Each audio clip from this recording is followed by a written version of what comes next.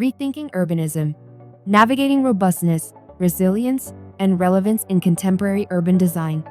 In a rapidly urbanizing world, cities are being shaped not just by growth, but by the pressure to remain resilient, inclusive, and efficient.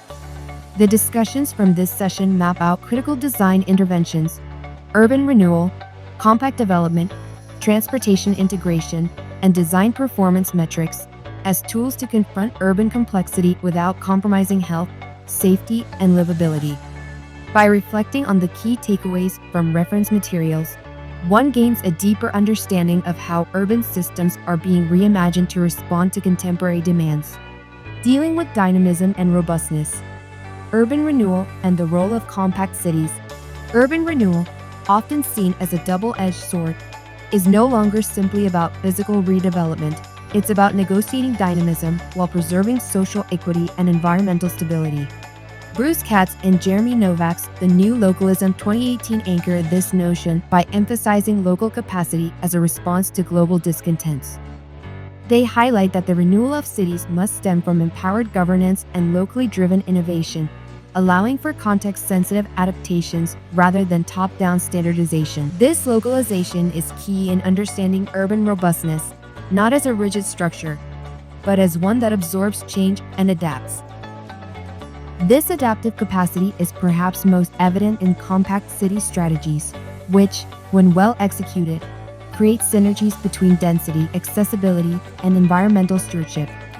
The Our Cities, Our Future report by the Australian government 2011 articulates the merits of compact urban development in achieving productivity and sustainability. It calls for spatial convergence that supports multimodal transport and equitable access to amenities. Here, compactness is not merely spatial but functional. It supports active mobility, reduces dependency on private vehicles, and promotes vibrant street life. European Commission 2010 also reinforces this by emphasizing that dense, mixed-use environments enable energy efficiency and reduce per capita emissions. However, compactness must avoid becoming synonymous with congestion. Shane 2005 warns against simplistic notions of density, advocating instead for recombinant urbanism, design that reflects the complexity of lived experiences through layered networks of activity and meaning. This lens challenges planners to integrate informal systems of urban life, recognizing multiplicity as a resource rather than a problem. Waterfront transitions, the interface of nature, culture, and infrastructure. Few urban transformations are as symbolic as those along waterfronts. Once engines of industry and trade, these zones now serve as laboratories for ecological and cultural regeneration.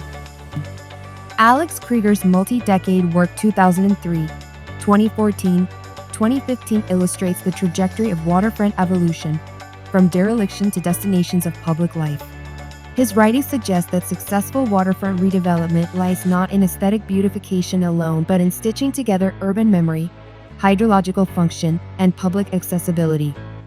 Aaron Leccione's 2018 case study on the Las Piñas Parañaque critical habitat and ecotourism area is a prime example of how ecologically sensitive waterfronts can be activated for education and conservation. Rather than succumbing to commercial redevelopment, this urban wetland was reframed as a learning space, bridging biodiversity with civic awareness. It reminds us that urban renewal must extend beyond built form to engage ecological narratives, offering not just resilience, but regeneration. Mobility and urban form. Navigating the intersections of energy, accessibility, and design. Transportation, in its spatial and social implications, serves as the lifeline of urban form. The Australian government's National Urban Policy 2011 acknowledges that without effective transport systems, compact cities risk becoming dysfunctional. Well-integrated mobility infrastructure allows for efficient movement while reducing ecological footprints. Similarly, the European Commission 2010 asserts that public transport investment and transit-oriented development are key to mitigating urban sprawl and environmental degradation. Energy efficiency, as discussed in Cities of Tomorrow 2011, is not only a technological aspiration but a spatial one. Urban forms that minimize travel distances, promote walkability, and support mixed uses inherently reduce energy demands. In this regard, Waite's 2007 introduces the concept of responsive spaces, environments that align with human rhythms and ecological cycles. His work urges designers to consider the experiential and temporal qualities of space, reinforcing that energy-efficient urbanism must go hand in hand with human-centered design. Moreover, managing urban visual resources is crucial in cultivating identity and social cohesion. Visual continuity, landmark preservation, and view corridor protections all contribute to the legibility and attractiveness of cities. These elements are not ancillary but central to spatial management, shaping how people navigate, experience, and care for their urban environments. Evaluating design performance. Institutionalizing feedback in urban systems. Towards the end of this session, the discussion turns the conversation to accountability. How do we measure the performance of urban design? Shane 2005 once again proves relevant here, as his recombinant urbanism suggests that metrics should be adaptable, multidimensional, and reflexive. It is not enough to measure outputs such as the number of parks. We must assess outcomes such as the quality of life those parks afford. The Queenstown Lake District Council's Critique 2010 illustrates how design audits can identify spatial inefficiencies and aesthetic discontinuities at the subdivision level. Their work demonstrates that granular evaluation is necessary to uphold urban character and performance. Meanwhile, the Department of Infrastructure and Transport 2011 argues that national policies must embed monitoring mechanisms to ensure cities remain livable and resilient over time. A particularly resonant example is the work by Tatsuo and Roman 2002, who analyzed metropolitan policies in Metro Manila. Their findings emphasize the disconnection between development intentions and environmental consequences, highlighting the need for integrated feedback loops in planning systems.